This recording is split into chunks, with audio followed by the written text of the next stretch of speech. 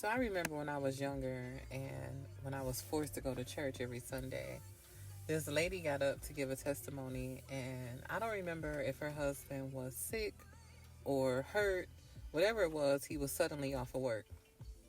Her testimony was about how grateful she was able to pay all the bills and not miss a beat because he was the one who paid the bills in the house. And I also remember, being young. My parents was in their 20s when they had us.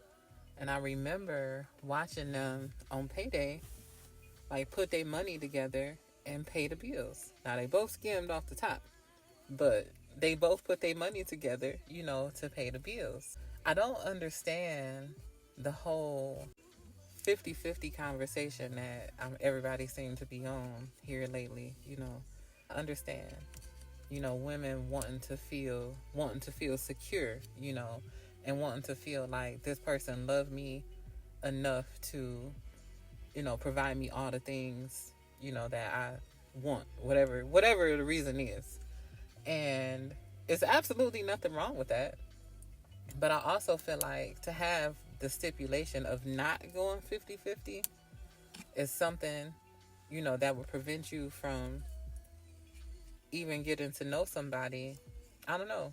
It's pretty wild a little bit because I be thinking like, well, do people think about emergencies happen? Life be lifing, out here. People's needs change, careers change, inflation, hell, another pandemic for all we know. Not to say that a woman who doesn't want to go 50-50 won't have money set away for emergencies.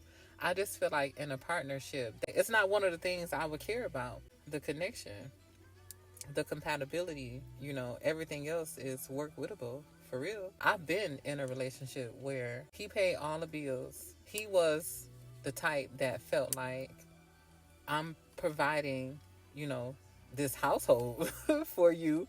So what else, what more do I have to do? Now, don't get me wrong. I did what I felt like was my role in the relationship as well. I cooked, I cleaned, did laundry, I ironed his clothes every day, fixed his lunch every day. The only thing he did do was wash his own body. But also, those are things that I want to do for somebody that I care about. So it just was not like a stipulation or a rule or whatever because he was paying all the bills. Like he never required really anything of me.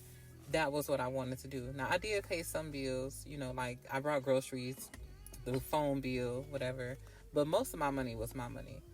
And our relationship was trash though.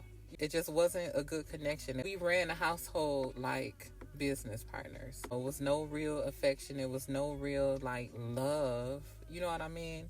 Those are the things that I care about in real life. Like we really be worried about the wrong shit. If the connection between us is good and the relationship between us is good and we get together and our situation calls for us to go 50-50, then I'ma fucking go 50-50. Really just don't see the problem with it. Life happens, things happen, things change, needs change, careers change. To be in a relationship with somebody who don't make you feel loved is a terrible feeling. And it's no amount of providing for me that's going to ever make me be okay with that again. Actually, I wasn't okay with it then. Like, I had to make a decision. Like, am I going to choose to be happy or am I going to stay in this unfulfilled relationship? And it wasn't even no cheating stuff. It wasn't no lying. It wasn't, none of this other like toxic stuff people be going through. It just wasn't a good relationship. And I got the hell up out of there. And the next relationship I get into, I'm not gonna care if, first of all, I don't think I'll ever be, I don't think my type of man is somebody who will require me to go 50-50. But if that's what we have to do, I'm okay with that.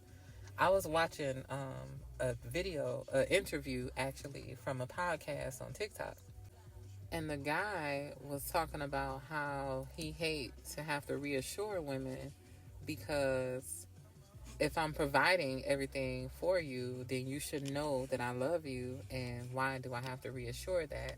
This is really why compatibility matters. You know, alignment matters. Like, all of that matters, and none of the things that matter is something that you can buy. Two people can look good on paper and just not be a good fit. And this is how people end up getting cheated on, you know, with somebody that they feel like might be a lesser man or lesser woman than what they feel like they are, because that person, you know, is getting something from the person that they cheated with that they're not getting at home. And you can't put really a value on that. You know, people will say, oh, they got with this person, they don't even have this and they don't even have that.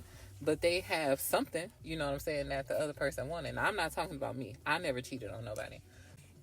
I just feel like I can see, you know, how that can happen, because compatibility really does matter. I was thinking to myself, like, well, that's really kind of wild. And, you know, I was in that same very similar situation where he was doing, you know, mostly everything, but I didn't feel the love.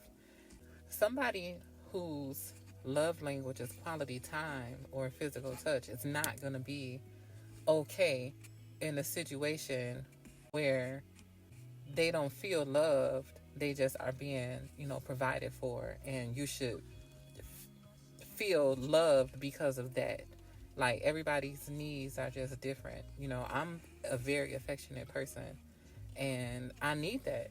I need to be mentally stimulated. You know, there's things that I need that don't require money, and those are the things that I care about. Our priorities, man, just really be in the wrong spot sometimes.